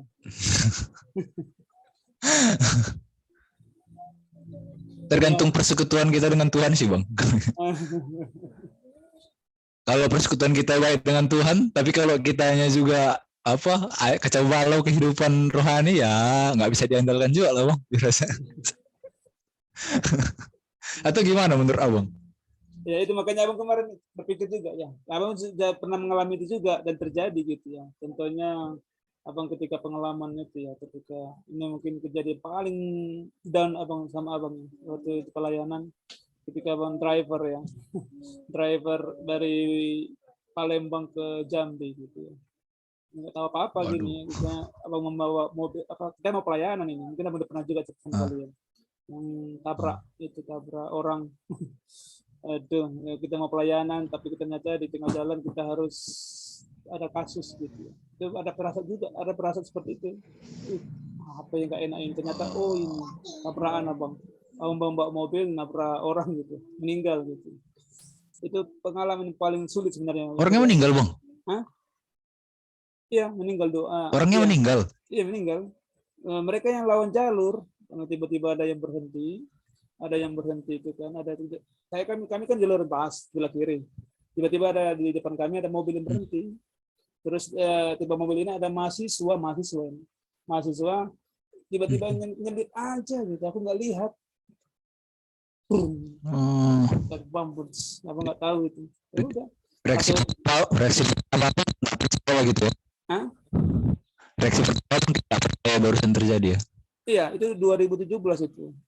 Makanya Bang 2013 dalam. Tapi Abang nggak didatangi masyarakat gitu kan, kayak mereka mau berpilih Abang gitu? Enggak didatangi, cuman kita kan nggak lari kan di situ kita. Artinya di situ masa paling down Abang itu. Artinya kita kan mau pelayanan gitu. Kita mau buat ada acara mau pelayanan di Jambi. Ternyata mengalami masa-masa seperti itu. Wow. Itu masa-masa paling down. Itu maksudnya ada firasat terlebih dahulu sebelum mengalami itu. Itu nggak tahu ya. Tuhan menguatkan juga masalah-masalah itu. Oh iya sih Bang. Itu sih. Tuh, berarti ya ada tambahan lah ini. Selain pengalaman, kejadian, ya itu ya firasat itu ya Bang ya. Oke. Itu dari Bang Rinto. Makasih Bang. Oke, kita beranjak ke poin 9. Banyak orang Kristen mengharapkan kehendak Allah sebagai pilihan yang paling menyenangkan dan tanpa masalah. Namun pengalaman Paulus mengajarkan hal yang beda. Nah, kriteria seperti apa yang lebih tepat dalam menafsirkan kehendak Allah? Ini pertanyaan bagus, tapi susah dijawab. Gimana ya? Dari si Rifan coba, dari Rifan. Ada Rifan? Ada. Kriteria seperti apa? Nah, yang lebih tepat dalam menafsirkan, oh ini kehendak Allah, ini bukan. Yang pasti kriteria yang lebih tepat menurut saya adalah ketika hati kita berkobar-kobar. Ketika kita merasa berkobar-kobar, maka itu saya pikir itu adalah kehendak Allah, karena saya percaya itu adalah Roh Kudus yang mengerjakannya. Wah, berarti berkobar-kobar Evan pas tawuran ya? Enggak? Beda lah. Oh, beda. Artinya ketika kita merasakan kesusahan, kesengsaraan atau kesenangan, tetapi jika saya percaya jika Roh Kudus yang mengatakan itu, menghendaki itu, maka akan yang seperti saya bilang tadi akan punya hati yang bahagia. Contoh misalnya tadi si Paulus walaupun sudah dapat informasi bahwa dia akan menderita di Yerusalem, jangankan menderita, tetapi kematian juga bisa menjemputnya. Tetapi ketika dia memiliki hati yang berkobar-kobar untuk bisa memberitakan Injil di sana, dia tetap ke sana. Mungkin itu menurut saya. Oke, makasih Rifan. Dari Rifan. Oke, kalau aku sih ada 4. Yang pertama itu kriterianya ada kesiapan pribadi. Yang kedua itu ada keyakinan akan panggilan Tuhan. Yang ketiga penyertaan Tuhan, ada penyertaan Tuhan. Yang keempat itu ada dorongan yang kuat di dalam hati. Nah, itu kalau dari aku. Dari yang lain, dari Bang Rinto atau Roma mungkin?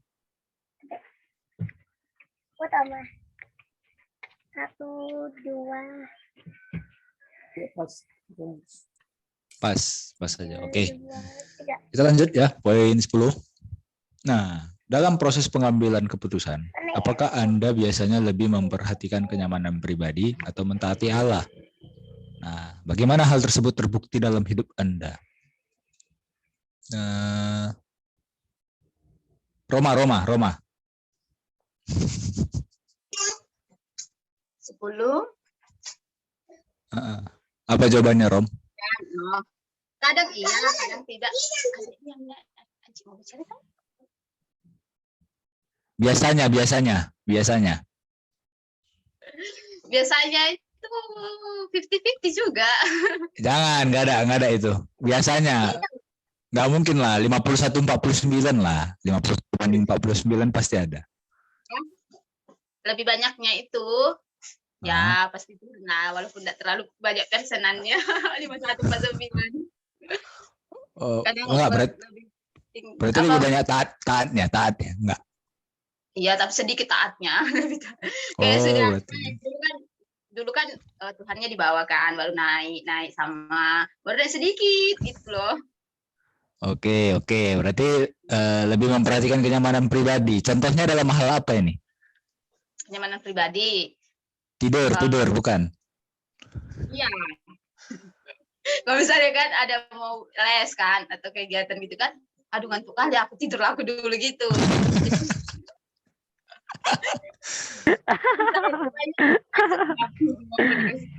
Terus ada lagi satu saat kan aku siapan kan, padahal mau ngantuk gitu kan. Oke. Ya itu dari Roma ya. Dari Rifan ada? Persiapan kayak gitu kan. Ngantuk lagi kan sampai siapan. Apa kegiatan berlangsung bagus gitu. Jadinya lebih bagus apa kayak diajarkan kenyamanan pribadi. Seroma itu. Oke. Ada yang mau nambahkan?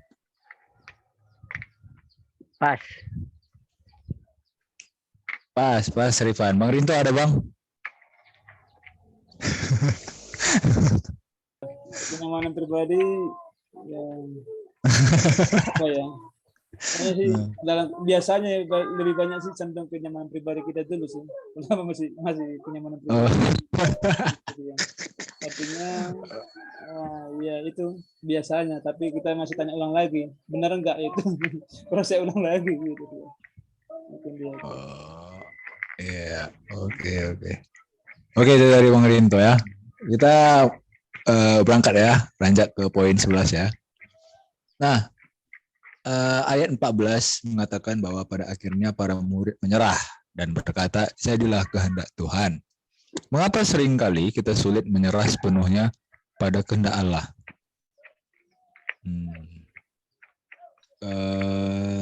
Kalau aku sih jawabannya karena kita belum siap untuk merasa nggak enak. Ya, itu kalau ditanya kenapa seringkali sulit. Ya, karena kita belum siap untuk merasa nggak enak. Dari Rifan, gimana Rifan? Ya seperti yang kau bilang itu. Saya juga setuju.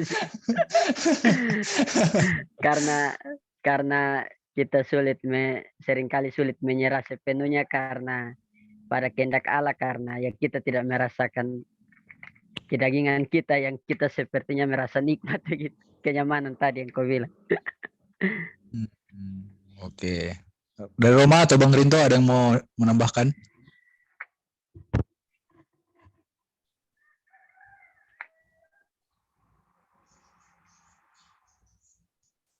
Pas. Oke. Kita lanjut ya ke pertanyaan ke-12. Kesulitan apa yang Anda hadapi dalam menyerahkan diri sepenuhnya pada kehendak Allah? Ya, hampir-hampir mirip ya pertanyaannya ya, seperti yang tadi ya.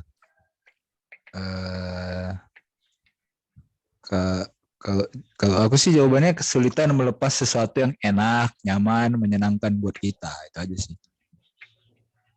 Dari apa? Roma?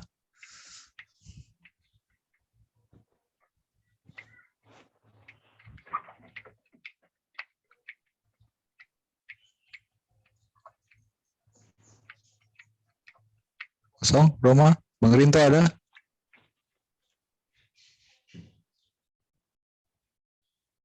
Kalau kesulitan yang apa ya? biasanya sih lebih kepada langkah memulai ya. Artinya langkah memulai jika kita sudah putuskan untuk melakukan sesuatu. Halo, suara saya masih ada ya? Masih Bang, masih Bang. Oke. Jika kita mau melakukan sesuatu, misalnya ada kegiatan FC gitu ya. Artinya kegiatan biasanya tadi kan bilang Siroma juga, oh ini mau lemas ya, aduh hujan, udah apa ini, hujan terus sudah mengantuk, udahlah gak usah lagi batal FC. Jadi biasanya di situnya kan, artinya aduh, tapi abang berusaha, oke, harus melangkah ini sudah kewajiban, harus melangkah gitu, dan akhirnya ya luar biasa gitu. Lebih kepada situnya sih. Kesulitannya memulainya, langkah kayak kita ini, apakah siap melangkah atau tidak melangkah. Lebih banyak begitu gitu. Oh, ya setuju sih Bang. Itu sih kesulitan memulai memang kadang. Oke, ya itu ya untuk yang nomor 12. Ada lagi yang ingin menambahkan? Kosong. Oke, pas ya. Oke. Nah, sebelum kita mendoakan setiap dari kita ya, ya khususnya yang dalam menghadapi pengambilan keputusan yang sulit atau menyakitkan ini ada nih yang di kolom sekarang atau nanti. Nah, sebuah kisah nyata tentang seseorang yang sedang menghadapi proses pengambilan keputusan yang menyakitkan. Itu bisa kita lihat dalam cerita Yesus di Taman Getsemani. Ya, kita udah tahu lah ya gimana Tuhan Yesus sampai nangis, dia menangis, mencurahkan air mata dan tetes-tetes seperti tetes-tetes darah gitu. Nah, dia bilang baca dan bandingkan antara keputusan Yesus untuk pergi disalibkan dengan keputusan Paulus untuk pergi ke Yerusalem gitu. Kalau aku bandingannya sama-sama martir ya, maksudnya sama-sama ujungnya penyiksaan juga gitu. Tapi yang bedanya kalau Tuhan Yesus itu perintis, maksudnya dia yang awal, dia memang yang membuka jalan untuk kita semua gitu. Nah, selebihnya Petrus, Yohanes dan yang lain-lain, ya mereka orang-orang yang mengikuti langkahnya Tuhan Yesus gitu. Itu sih yang buat beda. Dari Bang Rinto atau Rifan atau Roma, ada yang mau menambahkan? Sama sedikit ya. Ya, Bang. Sebelum kita martir, artinya ada dulu dampak yang sudah kita hasilkan itu ya. Jangan martir duluan tapi gak ada dampak. Ya kan ngaco kan. Tapi dampaknya nggak ada, yang dimurtikan nggak ada, tapi langsung martir gitu kan. Percuma. Nggak ada yang dikenal gitu. Mungkin itu dulu, mungkin harus ada yang Paulus kan 3 tahun mendoakan, menjujurkan air mata, menginjili di Asia dan berhasil gitu ya. Jam malam dia. Dan akhirnya bisa martir gitu. Ya jangan-jangan kita nanti langsung martir gitu kan. Langsung apa-apa, nggak menginjili, langsung itu dia mungkin. Ya, itu dari Bang Rinto ya, makasih Bang udah mengingatkan. Jadi sebelum martir pasti kan udah punya impact ya, kawan-kawan. jangan pingin sampai ke surga gitu tapi belum ada buahnya. Oke, ya kita pas di sini ya. Terus ini, kekuatan apakah yang Anda dapatkan ketika melihat teladan Yesus dan Paulus dalam menghadapi pilihan yang menyakitkan dalam hidup Anda sendiri? Ya, kalau aku sih melihatnya kekuatan untuk tetap teguh ya, memilih Tuhan di atas segalanya. Itu sih. Kalau aku mungkin dari Rifan atau Roma mana nih Roma hadir. Apa Rom, kekuatan apa yang Anda dapat ketika melihat teladan Yesus dan Paulus?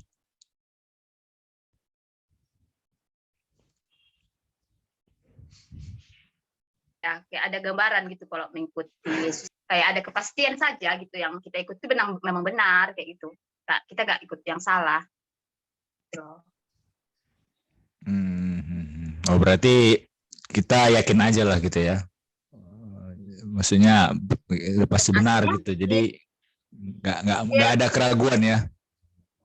Iya, kalau yang kita misalnya kan selama ini kan ini benar nggak ya yang melakukan ini gitu sama ini kan.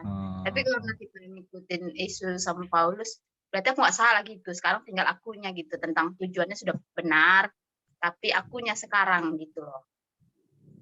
Oke. Itu dari Roma ya, berarti tidak ragu. Dari Rifan ada?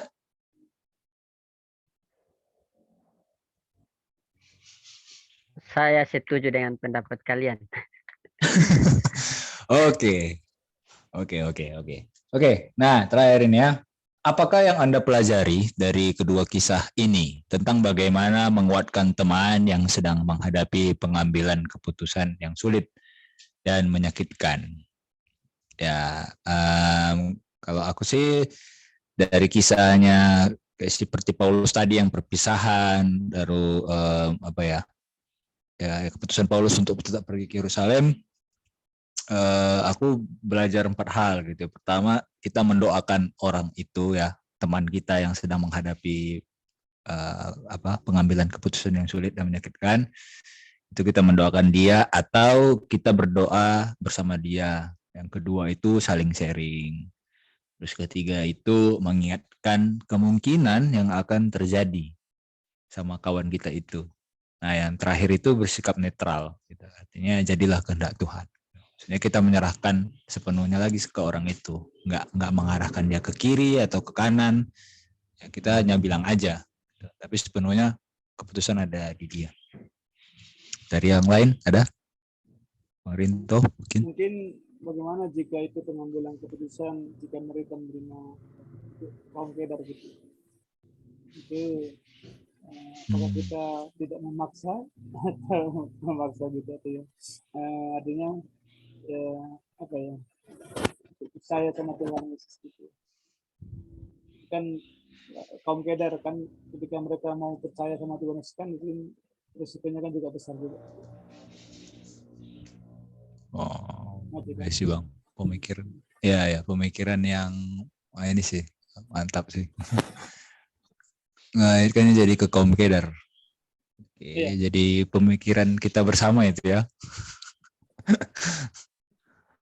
Apakah kita modelnya sama gitu ya maksudnya? Itu mengikuti Yesus itu tidak mudah. Iya sih Bang. Oke, itu aja untuk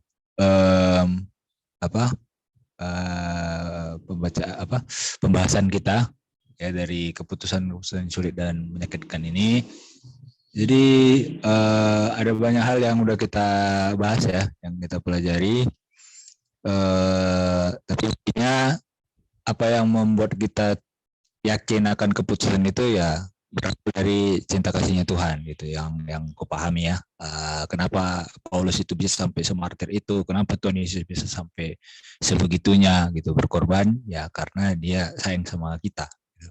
Karena Paulus itu mengasihi Tuhan, dia mengasihi saudara-saudaranya juga gitu. Terlebih juga kalau kita bahas konflik kayak Bang Rinto sebutkan, ya saudara-saudara kita kan, tapi mereka belum mengenal cinta kasih Tuhan gitu. Nah, lebih ke situ jadinya.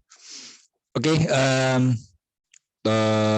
topik doa mungkin ya terkait dengan pengambilan keputusan yang sulit yang kita alami mungkin hari-hari ini. Dari Rifan mungkin apa doanya Rifan? Kalau dari saya tidak ada. Serius? Serius, sudah lewat, keputusannya sudah selesai. Oke. Selesai tahu tetap di pesan ya.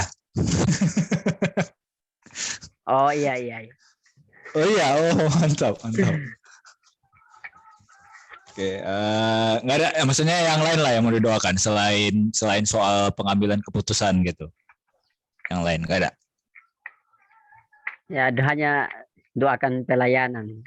Doakan saya supaya semakin bertumbuh. Oke. Dan semakin bertumbuh. Itu dari Pan, ada lagi Pan? Pas. Oke, pas. Oke, Ivan.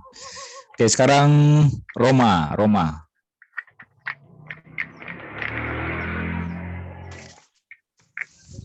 Supaya menikmati hidup. Apa? Lebih menikmati hidup. Kan aku pernah sakit kan, terus aku kurus sekali kan. Ternyata setelah aku apa-apa gitu, ternyata aku kena ini Kan hidupku. Doakan Kurang- supaya aku Kurang gerak kok, Rom. Hah? Kurang gerak. kayak tertekan kan. Jadi aku doakan supaya bisa lebih bebas gitu. Apa? Mau Lebih- berbuat bisa takut ini itu gitu. Lebih menikmati hidup lah intinya ya. Lebih menikmati hidup. Lebih menikmati hidup. Lebih mungkin ini ya, lebih bersyukur lagi ya. Lebih bersyukur lagi, menyadari hal-hal yang bisa disyukuri gitu.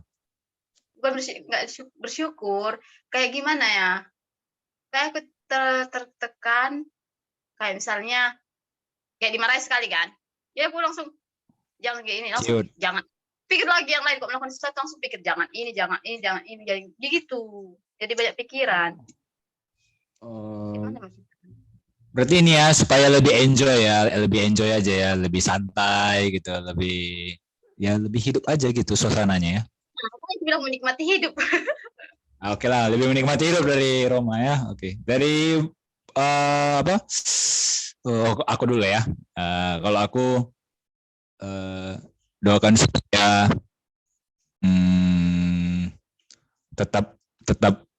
tetap semangat walaupun misalnya support system seperti teman-teman yang diajak diskusi itu nggak ada gitu, tapi aku masih bisa bertahan gitu. Entah itu dari komunitas di gereja, masyarakat, ataupun dari perundungan sendiri aja gitu di TK gitu. Nah, lebih ke situ sih supaya selesai BFL ini tahu mau kemana. Dan nggak ada terpengaruh oleh wanita gitu, nggak ada ya. supaya nggak pengaruh wanita. Soalnya aku udah mulai ini nih di sini nih. Soalnya ada yang ini kan, ada yang buat kecantol ya. Jadi itu kan makin meribetkan hidup gitu.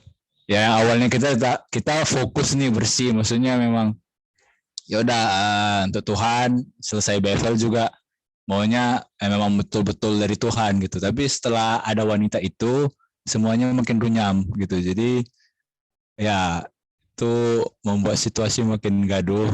Ya aku sih menyikapinya biasa aja dan berusaha ini ya mengendalikan diri. Artinya jangan sampai si kawan ini mempengaruhi keputusanku ke depannya. Artinya kalaupun aku di sini itu bukan karena dia, tapi berarti karena Tuhan masih nyuruh di sini entah sampai berapa waktu gitu. Nah, kalaupun misalnya aku nggak di sini, ya itu juga karena Tuhan. Bukan karena kayak pengen jauh aja dari orang ini, kayak mengganggu hidup gitu, enggak. Itu sih lebih berusaha ke situ. Dari Bang Rinto?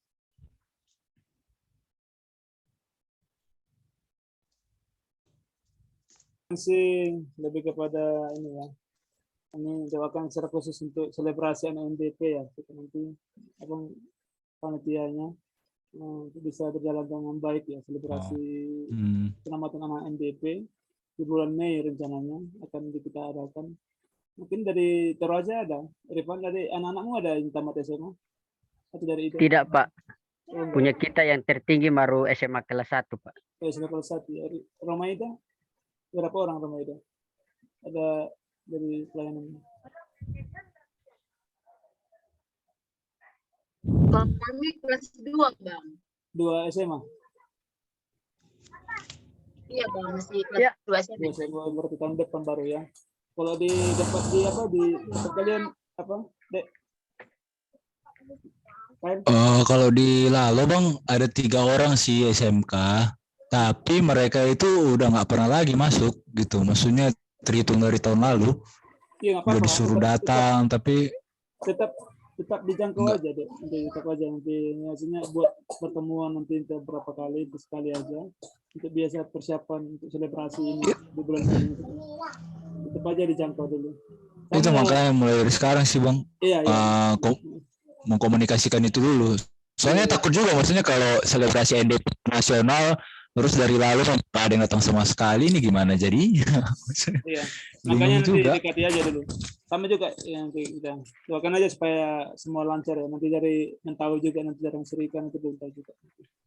Doakan aja ya di bulan Mei rencananya.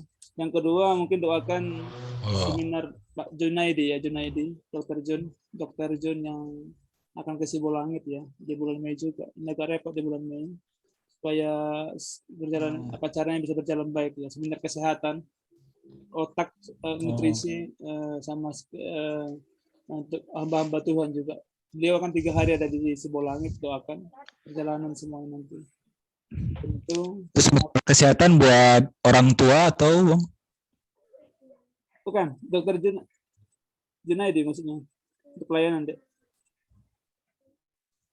Yang ketiga baru keluarga ya, anak-anak itu supaya Bang. anak-anak dipercayakan yang 3 supaya mereka bertumbuh semakin sehat, pintar gitu. Oke Bang. Oke, nah kita akan segera mengakhiri pertemuan kita. Nah, sebelum kita mengakhiri, kita satukan hati. Ya, kita ingat topik-topik doa Rifan, Roma, Bang Rinto tadi dengan Kael. Nanti yang tutup dalam doa. Roma boleh, Roma?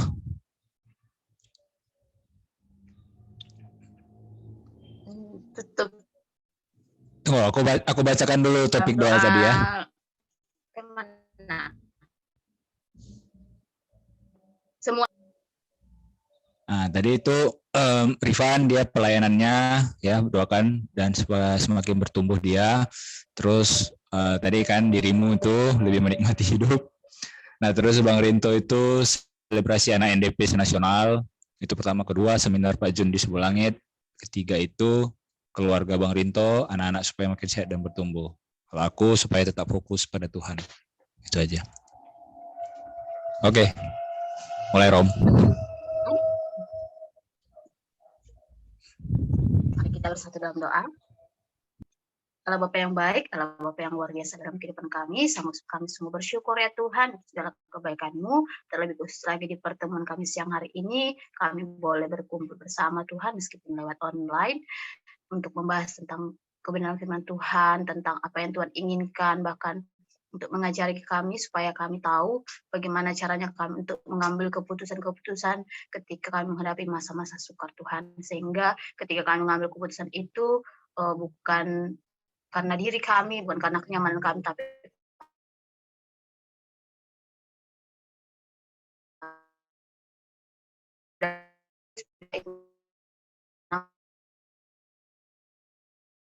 semakin taat pada Tuhan. Pada saat itu Tuhan, kami berdoa untuk setiap topik-topik doa kami Tuhan, berdoa untuk Rifan, biarlah Engkau memberkati hamba-Mu yang ada di Toraja, berkati dia dalam pelayanan di sana, biarlah dia tetap semangat dalam melayani, bahkan dia melalui pelayanannya itu menambah pertumbuhan imannya dan juga membuat karakternya semakin hari semakin baik, mengajari dia untuk semakin mengandalkan Tuhan dan membuat dia semakin mengenal Tuhan dalam kehidupannya. Biarlah melalui pelayanannya itu membuat dia semakin mempercayai Tuhan, semakin terus tetap berjalan di jalannya Tuhan tanpa rasa ragu dan tanpa pantang menyerah Bapa. Dan juga berdoa untuk Mikael supaya dia tetap semangat dan tetap fokus pada Tuhan, apapun yang menjadi kendala atau masalah di lingkungannya, baik mungkin dia tidak memiliki teman yang boleh sefrekuensi untuk boleh berbagi atau sharing, dan bahkan untuk menambah moodnya ketika dia sedang tidak baik, biarlah kiranya kuasa-Mu yang sempurna dalam kehidupannya, biarlah Engkau menjadi sahabatnya, menjadi teman sharingnya Tuhan, sehingga itu bisa menambah semangatnya, motivasinya, menambah sukacitanya, menambah gairahnya untuk boleh melayani Tuhan. Berikan hikmat-Mu kepadanya terus-menerus, sehingga dia boleh melayani anak-anak di sana. Begitu dengan Bang Rinto Tuhan, berdoa untuk selebrasi anak-anak NDP se-Indonesia dari Yayasan Pesat, biarlah kiranya Engkau memberkati setiap proses, setiap orang-orang yang terlibat, setiap hal-hal yang diperlukan, yang dibutuhkan, bahkan nanti untuk alat yang digunakan, media yang digunakan, biarlah kiranya kuasa-Mu sempurna untuk setiap apa-apa yang diperlukan di dalam selebrasi ini, bahkan anak-anak NDP yang akan diselebrasi juga, biarlah kiranya kuasa-Mu yang sempurna membuat melalui selebrasi ini membuat mereka semakin matang untuk melanjutkan apa yang menjadi keputusan mereka untuk kedepannya Tuhan, bahkan untuk cita-cita mereka. Biarlah melalui pelayanan FDFC membuat mereka semakin mengenal Tuhan, semakin bertumbuh dalam Tuhan, dan itu menjadi bekal yang sangat baik dalam kehidupan mereka untuk mereka ke jenjang selanjutnya. Dan juga berdoa untuk seminar kesehatan yang dibawakan oleh Dr. Junaidi, biarlah kiranya kuasa-Mu sempurna juga dalam setiap proses ini, dalam hal-hal yang digunakan, dalam hal orang-orang yang terlibat, dalam Engkau yang memberkati Tuhan, bahkan juga untuk keluarga Bang Rinto, untuk anak, biarlah kiranya pertumbuhan perkembangan kami serahkan hanya kepada Tuhan, dan Engkau mengajar-ngajari anak-anak Bang Rinto, bahkan orang tua yang mendidik mereka, biarlah mereka juga menjadi orang tua yang berhikmat dan bijaksana dalam mendidik mereka. Bahkan untuk keluarga Bang Rinto, biarlah tetap mendukung Bang Rinto dalam menjalankan pelayanan yang Engkau percayakan kepada mereka. Berkati Bang Rinto, berikan kesehatan, kekuatan, kemampuan. Ini yang mencari doa kami Tuhan, bahkan untuk hamba-Mu sendiri, biarlah kiranya kuasa kami juga sempurna dalam kehidupan hamba-Mu untuk boleh menikmati kehidupan ini Tuhan. Dan ampuni kami Tuhan ketika Kau mendapati kami, mendukakan hati Tuhan sepanjang pertemuan ini, dan kami juga berdoa untuk teman-teman kami yang tidak hadir di pertemuan ini, biarlah kuasa-Mu juga sempurna kepada mereka dimanapun mereka berada, berikan tetap semangat kepada mereka untuk menjalani pelayanan mereka ketika mereka sudah ragu atau khawatir atau sedang tidak menikmati persekutuan mereka. Biarlah Engkau yang selalu menyertai mereka Tuhan, sehingga mereka boleh bangkit lagi, boleh termotivasi lagi untuk tetap melayani Tuhan, apapun yang menjadi medan mereka di sana. Bapak, kami serahkan teman-teman pelayanan kami, dalam nama Yesus kami telah berdoa, haleluya, amin. Oke, terima kasih buat Rifan. Terima kasih buat. Ya, makasih Bang Rinto, Mikael. Roma, Rifan. Nanti minggu yang ketiga Ida ya. Nanti kita minggu kedua bulan 5 itu sekitar tanggal 13 Ida ya. Minggu kedua bulan 5 ya, 13 ya, 13 Mei ya. Oke ya, Roma, Ya, nanti materinya nanti kita di-share sama Spani lagi nanti. Oke, kemudian Mikael bisa bikin foto, Mikael, biar kita foto sebentar. Video. Foto. Oh, boleh Bang. Oke, Oke, Bang. Oke. Dan aku langsung standby ini minta foto. Bentar dulu ya. Kalau mau foto mereka cepat kali. Minta foto. Oke, bentar ya. 1, 2, 3.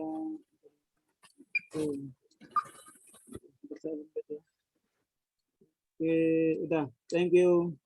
Thank you teman-teman. Thank you. Terima kasih semua. Salam. Halo. Salam anak-anaknya, Pak. Oke, iya. Abangan ya. Ya, Pak.